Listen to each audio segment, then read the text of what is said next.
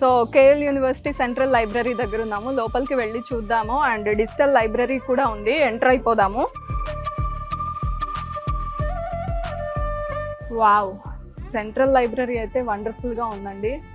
And enter అయిపోతున్నా నేను. ఇక్కడ కూడా సెక్యూర్డ్గా ఉంది, ఎవరంటే వాళ్ళు ఎంటర్ అవ్వడానికి లేకుండా. అండ్ స్కానర్ ఉంది, చూద్దాము ఇక్కడ ఎన్ని ఫెసిలిటీస్ ఇచ్చారో. అసలు మీకు ఇక్కడ చూస్తుంటేనే అర్థమవుతూ ఉంటుంది ఎన్ని చైర్స్ ఉన్నాయి, ఎంత మంది రావచ్చు, ఎంత డిసిప్లిన్డ్గా హాయిగా డిస్టర్బెన్స్ లేకుండా చదువుకోవచ్చు, ఇన్ఫర్మేషన్ తీసుకోవచ్చు. మీకు అర్థమవుతుంది ఓవరాల్గా ఎలా ఉందో లైబ్రరీ. ఒక లుక్ వేయండి, ఎన్ని ఫ్లోర్స్ ఉన్నాయో కూడా మీకు అర్థమవుతుంది. కాసేపు చదువుకుని కాసేపు రిలాక్స్ అవ్వడానికి సోఫాస్ కూడా అరేంజ్ చేశారు. అప్పుడప్పుడు ఎంత చదువుకున్నా కొంత రిలాక్సేషన్ కావాలి కదా. సో ఇక్కడ ర్యాక్లో బుక్స్ అన్నీ అరేంజ్ చేసి ఉన్నాయి. లైబ్రరీలో ఆబ్వియస్గా ఇలాగే ఉంటాయి. నాకు నెంబర్ ఆఫ్ బుక్స్ కనిపిస్తున్నాయి. వెబ్ టెక్నాలజీస్ బుక్ కనిపిస్తుంది. అండ్ చాలా బుక్స్ ఉన్నాయి, జావా గురించి ఉంది. అండ్ ఇటువైపు అంతా చూస్తుంటే పైథాన్కి సంబంధించి రకరకాల బుక్స్ ఉన్నాయి, అంటే వేరే ఆథర్స్వి.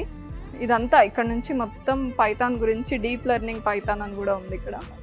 అండ్ ఎవ్రీ ర్యాక్కి ఒక సపరేషన్ ఉండి ఆల్మోస్ట్ ఆల్ అసలు ఈ బుక్ మిస్ అయింది అనేది లేకుండా అరేంజ్ చేస్తారంటండి. నేను కొంత ఇన్ఫర్మేషన్ తెలుసుకుంది ఏంటంటే, ఏం తెలుసుకోవాలనుకున్నా లేదా ఏ సబ్జెక్ట్ గురించి డీప్గా వెళ్ళాలనుకున్నా ఏది మిస్ అవ్వకుండా అరేంజ్ చేయాలి అని అనుకున్నాము. అందుకే లైబ్రరీకి ఇంత ఇంపార్టెన్స్ ఇచ్చి ఇంత పెద్ద సెంట్రల్ లైబ్రరీ అనేది యూనివర్సిటీలో అరేంజ్ చేయడం జరిగింది అని చెప్పారు.